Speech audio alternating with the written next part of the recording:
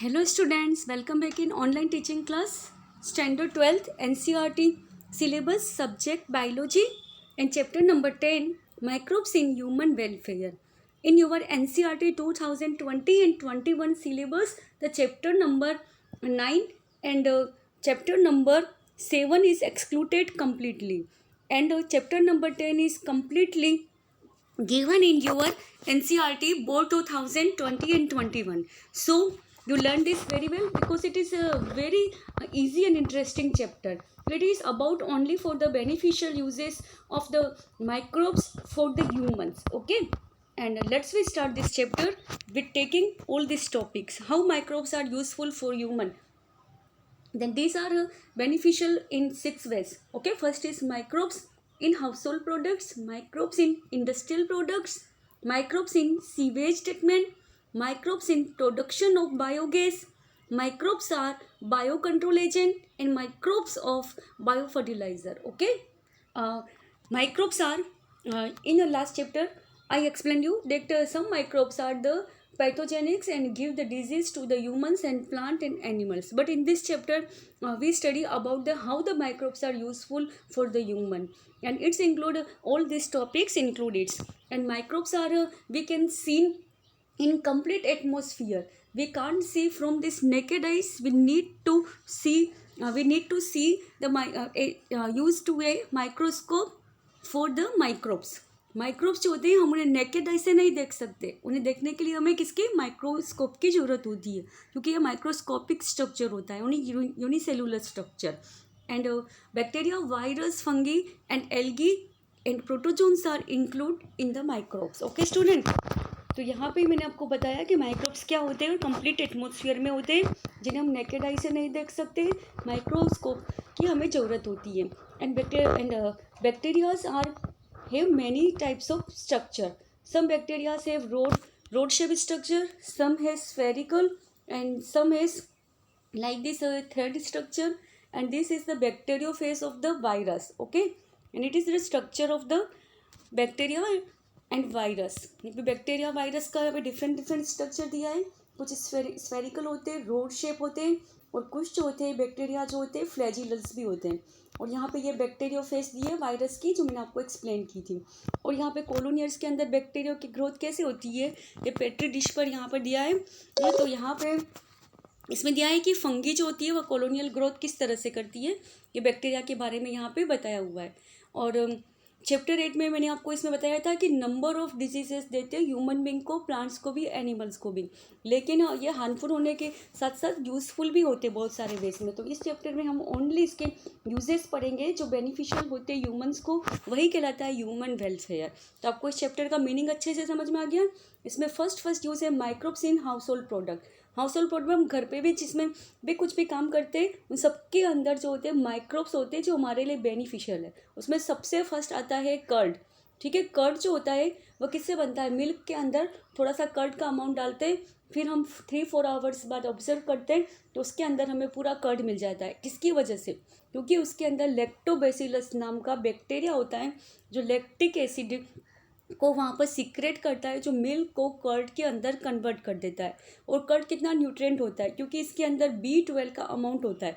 Nutrient होने के साथ साथ हेल्दी और डाइजेस्टिव फूड भी होता है, जो हमारी एवरीडे की डाइट का एक एम पार्ट होता है. ठीक है, तो यहाँ पे आपको फर्स्ट यूज़ इसका समझ में आ गया कि माइक्रोब्स का फर्स्ट यूज़ मैंने क्या बताया था कि आप इसमें एग्जाम्पल के साथ में उसके यूजेस याद कीजिएगा. इस लेसन में सिर्फ ऐसा ही करना है कि यहाँ पर लैक्टोबैसिलस है, किसके लिए यहाँ पे क्या क्या सीक्रेट करता है, लैक्टिक एसिड. क्या किसको कन्वर्ट करता है, मिल्क को कर्ड में. तो कर्ड को यहाँ पे जमाने के लिए लैक्टोबैसिलस नाम का बैक्टीरिया जो है वह यूज़फुल है. और क्यों, क्योंकि इसके अंदर न्यूट्रिएंट भी होता है और उसके अंदर B12 पाया जाता है. ठीक है, जो कि ह्यूमन के हाउस होल्ड वर्क में रोज़ हम कर्ड जमाते हैं और उसको अपनी एवरीडे फूड डाइट के अंदर इंक्लूड करते हैं. अब सेकंड आता है डो. डो के अंदर हम जो इडली डोसा डेली यूज़ में बनाते हैं तो आपने देखा होगा कि डोसा और इडली का जो डो होता है डायरेक्टली नहीं बनाते, उसको हम वाटर के अंदर एब्जॉर्व करके कम से कम 2-3 आवर्स के लिए रख देते। तो क्यों फिर हम देखते हैं कि वह फूल करके थोड़ा स्पंजी हो गया है, किसकी वजह से? क्योंकि उसके अंदर कार्बन डाइऑक्साइड गैस का प्रोडक्शन हो जाता है। ये प्रोडक्शन किस वजह से होता है? क्योंकि इसके अंदर फर्मेंटेशन रिएक्शन होती है, जिसमें जो हम ब्रेड वगैरह देखते हैं, केक बनाते हैं कितनी बार, तो उसके अंदर भी हम देखते हैं ये फर्मेंटेशन रिएक्शंस जो होती है, इसके अंदर माइक्रोब्स जो होते हैं वो रिएक्शन करके जो वो फूड होता है उसको वहाँ पे कार्बन डाइऑक्साइड गैस प्रोड्यूस करते हैं, जिससे उसके अंदर झाली वगैरह पड़नी स्टार्ट हो जाती है। डोसा भी आप बनाते हो, इडली भी, तो फूल करके स्पंजी हो जाती है, उसमें झाली पड़ती है, चाहे केक हो या ब्रेड। तो यह सब कुछ होता है फर्मेंटेशन रिएक्शंस की वजह से, जिसके अंदर कार्बन डाइऑक्साइड प्रोड्यूस करते हैं। एक टाइप की फंगस होती है, यीस्ट और मोल्ड, उसके लिए। तो यह देखिए यहाँ पर फंगस कितनी यूज़फुल हुई है ब्रेड बनाने में, केक बनाने में, और इडली और डोसा बनाने के लिए, ठीक है। इस तरह से वह कार्बन डाइऑक्साइड का जो हम फूड खाते हैं हमारे डेली यूज़ का, इडली, डोसा, केक, ब्रेड, तो वो सब भी हमारे लिए बेनिफिशियल होती है, ठीक है। किसके लिए? क्योंकि उसके अंदर यीस्ट बनती है, और यीस्ट भी एक टाइप की माइक्रोब्स है, और वो फर्मेंटेशन रिएक्शन से बनती है। सेकंड यूज़ ये हो गया हाउस होल्ड वर्क में। और थर्ड है, हम जो चीज़ बनाते हैं यहाँ पर, हाँ, चीज़ जो बनता है उसके अंदर भी एक इसके फ्लेवर और इस टेस्ट के लिए एक स्पेशल टाइप्स की जो फंगस होती है उसको इंक्लूड किया जाता है, और उसका उस फंगस का नाम जो है वो है रॉकवेफोर्ड। हाँ, रॉकवेफोर्ड नाम की जो फंगस होती है वो स्पेशल टेस्ट का, स्पेशल फ्लेवर का चीज़ बनाती है।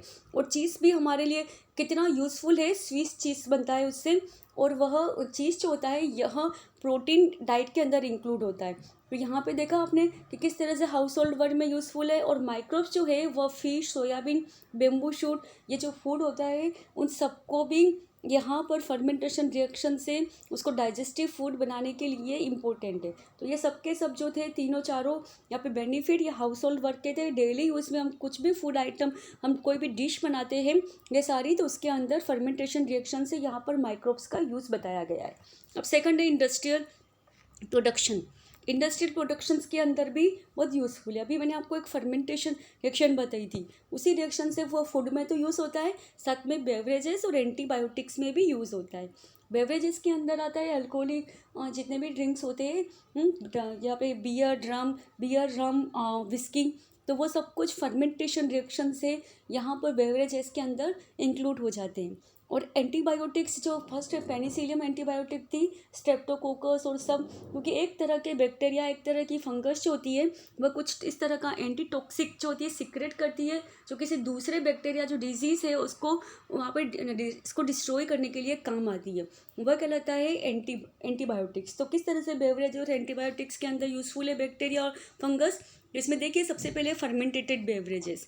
मैंने आपको बताया फर्मेंटेटेड बेवरेजेस, जैसे अपने ग्रेप्स का जूस लाए, फ्रूट का कोई भी जूस हो, चाहे ग्रेप्स है या ऑरेंज, उसको 2-3 दिन थोड़ा सा रख दीजिए, तो उसमें फर्मेंटेशन रिएक्शन होने लगेगी और अजीब तरह की एल्कोहलिक स्मेल आने लगेगी। तो वो बेवरेजेस के अंदर कन्वर्ट हो गया एल्कोहलिक ड्रिंक के अंदर। तो इस तरह से यहाँ पर फर्मेंटेशंस के लिए यीस्ट और सेक्रोमाइसिस नाम की जो होती है वो ब्रेड मेकिंग के लिए भी मैंने बताया था कि ये यीस्ट होती है जो ब्रेड वगैरह को बनाती है, इसमें भी फर्मेंटेशन थी। और अभी फ्रूट जूस के अंदर या सीरियल्स रखते हैं आप, अगर फ्रूट जूस जो होता है उसको रखते हैं तो वह जो होता है वह रम में अंदर चेंज हो जाता है। और अगर सीरियल्स जो होते हैं जैसे वीट वगैरह का जूस अगर उसको रखते हैं तो वह बियर के अंदर कन्वर्ट हो जाता है। तो ये सभी अल्कोहलिक बेवरेजेस होते हैं जिसका इंडस्ट्रियल यूज़ किया जाता है, इंडस्ट्री में बनाया जाता है। ये देखिए इसकी इंडस्ट्रीज देखिए, यहाँ पे फर्मेंटर्स दिए जिसके अंदर उनका जूस भर के सीरियल्स और फ्रूट्स का रखा जाता है, उसके बाद में वो अल्कोहलिक बेवरेजेस में कन्वर्ट हो जाते हैं। जिस टाइप का जूस होता है उसके अकॉर्डिंग उसका नाम होता है। अगर कोई फ्रूट का जूस हुआ उसका नाम कुछ और होगा, अगर सीरियल्स का हुआ तो उसका नाम हो जाएगा विस्की, बियर, रम, इस तरह के अल्कोहलिक बेवरेजेस इससे बनते हैं। और यहाँ पर पूरा एक लार्ज स्केल पर इसका फर्मेंटेशन प्लांट दिया हुआ है, किस तरह से फर्मेंटेशन रिएक्शन से अल्कोहलिक बेवरेजेस बनाए जाते हैं। अब एंटीबायोटिक्स मैंने आपको बताया था कि फर्स्ट एंटीबायोटिक्स जो ग्रीक वर्ड है, एंटी का मतलब होता है against and bio means life. तो लाइफ को बचाने के लिए उसका एक अगेंस्ट जो एक कुछ केमिकल होता है उसको यूज़ करके उस ऑर्गेनिजम्स की वह डिजीज़ को डिस्ट्रॉय करके बनाया जाता है, इसीलिए इसका नाम है एंटीबायोटिक।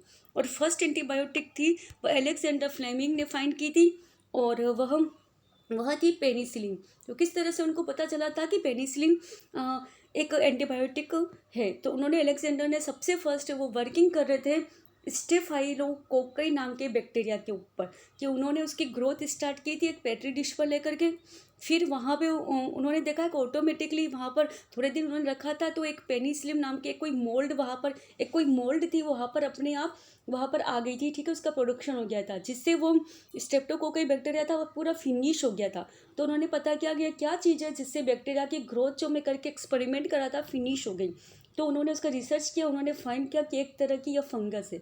उन्होंने इसको नाम दे दिया पेनिसिलियम, जो बाद में जाकर के पेनिसिलियम नोटेथुर बना। तो इसी से उन्होंने यह डिस्कवरी कर दी, रिसर्च कर दिया कि यहाँ पर जो स्ट्रेप्टोकोकई बैक्टीरिया था उसको फिनिश करने के लिए यहाँ पर पेनिसिलियम जो था उससे फिनिश हो गया। मतलब इससे जहाँ पे जो भी डिजीज़ होगी इससे, तो उसको पेनिसिलियम से फिनिश कर सकते हैं। तो इस तरह से एंटीबायोटिक की स्टार्टिंग हो गई यहाँ पर। अलेक्जेंडर फ्लेमिंग ने अपने एक्सपेरिमेंट से इसको प्रूव किया था।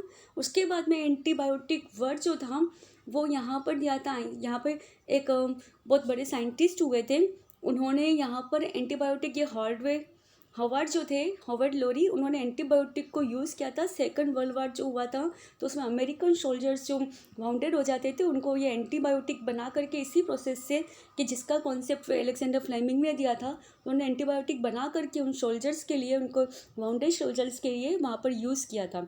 उसके लिए इनको नोबेल प्राइज़ भी मिला था 1945 के अंदर। तो इस तरह से यहाँ पे एंटीबायोटिक के भी आपने यूज़ देखा। पेनिसिलियम के सिवाय फिर बाद में बहुत सारी एंटीबायोटिक्स निकली, जो कौन कौन सी डिजीज़ होती है, प्लफ, वूपिंग कफ, डिप्थीरिया, लेप्रोक्सी, इन सब के लिए एंटीबायोटिक्स निकली कि जो इन डिजीज़ को डिस्ट्रॉय कर सके। Understand student? तो यहाँ पर एंटीबायोटिक्स का भी आपको समझ में आ गया किस तरह से ह्यूमन वेलफेयर के लिए यूज़फुल है माइक्रोब्स। मैंने 2 बता दिया, हाउस होल्ड वर्ड, एक बेवरेजेस एंड एंटीबायोटिक्स। अब आता है chemical enzymes and other bio active molecules. जो केमिकल एंजाइम्स और अदर बायो मोलिक्यूल्स जो बनते हैं वह भी इससे बैक्टीरिया और फंगस से किस तरह से बनते हैं और कैसे हमारे लिए यूज़फुल होते हैं। तो यहाँ पे बायोमोलिक्यूल्स के अंदर बहुत सारे एसिड्स आते हैं, एंजाइम्स आते हैं और केमिकल्स आते हैं। तो जो जितने भी बैक्टीरिया या यीस्ट होती है इसमें से बहुत सारे स्पेशल टाइप्स के एसिड को सीक्रेट करती है, जिसका यूज़ किया जा सकता है। जैसे यहाँ पर एस्परगिलस नाइगर एक तरह की फंगस है जो सिट्रिक एसिड को सीक्रेट करती है। एसिटोबैक्टर एसिड एक बैक्टीरिया है जो एसिटिक एसिड को सीक्रेट करता है। क्लोस्ट्रीडियम बुटिरिसिलम एक बैक्टीरिया है जो यूट्रिक एसिड को सीक्रेट करता है, और लैक्टोबैसिलस लैक्टिक एसिड को। तो इस तरह से ये चारों के चारों जो एसिड थे, citric acid, acetic acid, butyric acid और लैक्टिक एसिड को ऑटोमेटिकली इन्होंने नेचुरल मेथड से सीक्रेट किया। इनको किसी लैब में नहीं बनाया गया। एसिड ये है इन माइक्रोब से, फंगस से, बैक्टीरिया से ऑटोमेटिकली सीक्रेट हुए।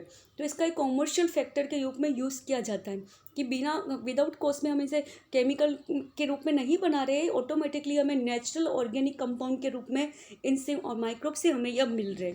इसी तरह से इसका यूज़ करके यीस्ट जो होती है सेक्रोमाइकस सर्वाइस, इसका कॉमर्शियल प्रोडक्शन किया जाता है इथेनॉल बनाने के लिए। तो यहाँ पे एसिड का भी अपने देख लिया कि एसिड को किस तरह से प्रोड्यूस किया जाता है, तो उन सब बैक्टीरिया और फंगी से। इसके सिवाय यीस्ट है ये वाली सेक्रोमाइसिन, इससे इथेनॉल बनाया जाता है, ठीक है। और यहाँ पे डिटर्जेंट जो फॉर्मुलेशन होता है जिसमें ऑयल स्टेन्स वगैरह लग जाते हैं, तो लॉन्ड्री वाले इसको स्टेनिंग के लिए यूज़ में लेते हैं कि यहाँ पर किसी का कोई क्लॉथ्स वगैरह या ड्राइक्लीन पे दिया है लॉन्ड्री में, उसके ऊपर ऑयल का कोई जो है वो स्पॉट लग गया है, तो उसको रिमूव करने के लिए भी यहाँ पर लाइपेस नाम का डिटर्जेंट यूज़ किया जाता है, जो भी एक तरह की फंगस से बनता है। तो यहाँ पर इसका देखिए कितने सारे यूज़ हो रहे हैं इसका। एंजाइम्स और केमिकल जो सीक्रेट करते हैं ये बैक्टीरिया माइक्रोब्स, उससे भी इसका यूज़ किया जा रहा है। इसी तरह से मार्केट के अंदर आपने देखा होगा कि हम जो मार्केट पैक के जो जूस लाते हैं वो एकदम क्लीन दिखते हैं, क्योंकि हमारे घर पे थोड़ा थोड़ा उसमें कुछ इस तरह का दिखता है डर्टनेस, लेकिन ये क्लीन क्यों होते हैं? क्योंकि इसको क्लीन करने के लिए मार्केट में इसमें पेक्टिनेस और प्रोटीएस डालते हैं, जो एंजाइम प्रोड्यूस होते हैं माइक्रोब से, वह एंजाइम को यूज़ करके इसमें जूस को क्लैरिफाइड किया जाता है, फिर मार्केट में उसे सेल किया जाता है। इसी तरह से स्ट्रेप्टोकाइनेस जो होता है वो बैक्टीरिया स्ट्रेप्टोकोकस को प्रोड्यूस करता है। जिसको जेनेटिक इंजीनियरिंग में क्लोट बस्टर के रूप में भी यूज़ किया जाता है। क्लोट बस्टर क्या होता है कि अगर किसी पेशेंट को हार्ट अटैक आता है तो किसकी वजह से, क्योंकि उसकी जो ब्लड वेसल्स होती है उसके अंदर ब्लड का क्लोटिंग स्टार्ट हो जाता है। तो उसको रिमूव करने के लिए यहाँ पर क्लोट बस्टर के रूप में स्ट्रेप्टोकोकस को यूज़ किया जाता है, जिससे उसकी ब्लड वेसल्स के अंदर ब्लड का क्लोटिंग नहीं होता है। इस तरह से यहाँ पे आपने देखा कि बैक्टीरिया मॉलिक्यूल्स जो होते हैं किस तरह से यहाँ पर ऑर्गेनिक ट्रांसफर जो यहाँ पे किस तरह से एक ऑर्गेनिक कंपाउंड के रूप में काम में आ रहे हैं। इसके सिवाय एक और होता है कि जो ऑर्गन ट्रांसफर किया जाता है पेशेंट का किसी का, तो उसके अंदर उसको जो मेडिसिन दी जाती है वह है ट्राइकोडर्मा पॉलीफ्रॉम। यह ट्राइकोडर्मा जो एक तरह की फंगस है और यह हम यीस्ट से बनाई जाती है। यीस्ट जो है यीस्ट नाम की यीस्ट फंगस है और इसका नाम है ट्राइकोडर्मा। तो यह उसके अंदर ब्लड कोलेस्ट्रॉल के लेवल को जो है यहाँ पर उसको कम करती है, जिससे उस पेशेंट का अगर ऑर्गन ट्रांसफर किया गया है तो उसके लेवल को इसको कंट्रोल करता है। इस तरह से आपने देखा कि यहाँ पे माइक्रोब्स जो थे कि इन्होंने केमिकल एंजाइम और बायोएक्टिव मॉलिक्यूल सीक्रेट करके क्या क्या बनाया था,